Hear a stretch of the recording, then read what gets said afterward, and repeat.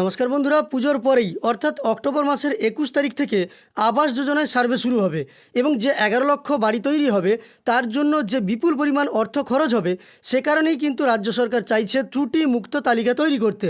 এবং এবার আবার একটা নতুন নিয়ম সংযোজন করা হলো, সেখানে জানানো হলো উপভোক্তাদের এবার কিন্তু মুজ লেখা দিতে হবে এবং যারা মুজ লেখা দেবেন তারাই কিন্তু বাড়ি পাবেন।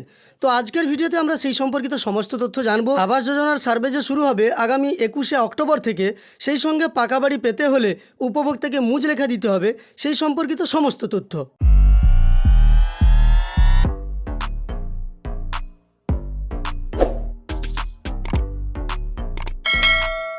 তো দেখুন, এই নিয়ে সংবাদপত্রে প্রকাশিত তথ্য অনুযায়ী পুজোর পরে চলতি মাসের 21 তারিখ থেকেই রাজ্য জুড়ে শুরু হয়ে যাবে আবাস যোজনার জন্য সমীক্ষা।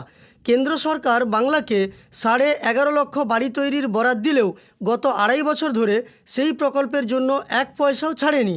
তাদের একটাই অভিযোগ, প্রধানমন্ত্রী গ্রামীণ আবাস যোজনা প্রকল্পে দুর্নীতি হয়েছে। যদিও সেই সব দুর্নীতির সামান্য কিছু অভিযোগ প্রমাণিত হলেও বাকিগুলির কোনো সন্ধানই মেলেনি। এই অবস্থায় মুখ্যমন্ত্রী মমতা বন্দ্যোপাধ্যায় সাফ জানিয়ে দিয়েছেন রাজ্য সরকারই ওই 11.5 লক্ষ বাড়ি করে দেবে বাংলার বাড়ি প্রকল্পের মাধ্যমে। সেই বাড়ি নির্মাণের জন্য প্রত্যেক উপভোক্তাকে 1,20,000 টাকা করে দেওয়া হবে। সেই টাকা দেবে রাজ্য সরকারই। সেই টাকা দেওয়ার আগে হবে সমীক্ষা। সেখানে দেখা হবে উপভোক্তা ওই প্রকল্পের সুবিধা পাওয়ার যোগ্য কিনা। মূলত দুর্নীতি ঠেকাতেই এই পদক্ষেপ রাজ্য সরকারের। এবার জানা যাচ্ছে সেই সমীক্ষার পরে প্রত্যেক উপভোক্তার কাছ থেকে মুজ লেখা নেওয়া হবে। যারা সেই মুজ লেখা দেবেন তারা এই প্রকল্পের সুবিধা পাবেন, যারা দেবেন না তাদের নাম এই প্রকল্পের উপভোক্তাদের তালিকা থেকে বাদ পড়ে যাবে। কেন মুজ লেখা? রাজ্যের 11.5 লক্ষ উপভোক্তাকে বাড়ি বানিয়ে দিতে রাজ্য সরকারের খরচা হবে 13,800 কোটি টাকা। 3 ধাপে সেই টাকা পাবেন উপভোক্তারা।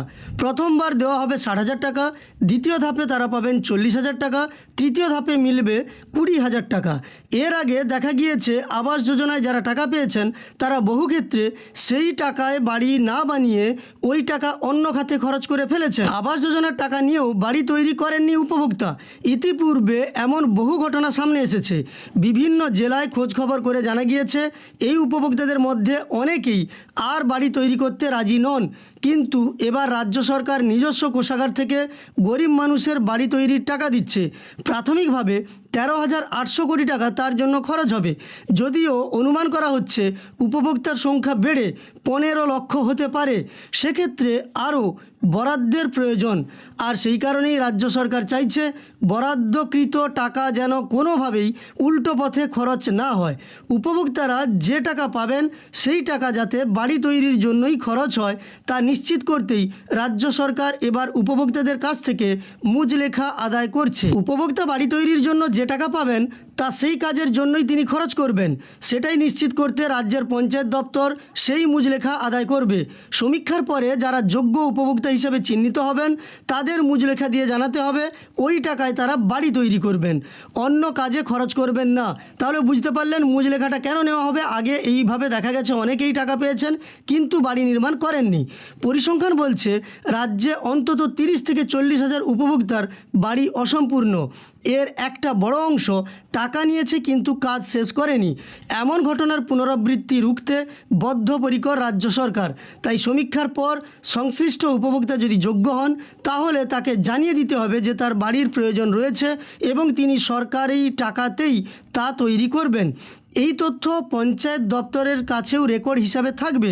পরবর্তী সময়ে ওই নথি দেখিয়েই তা নস্যাৎ করতে পারবে সরকার।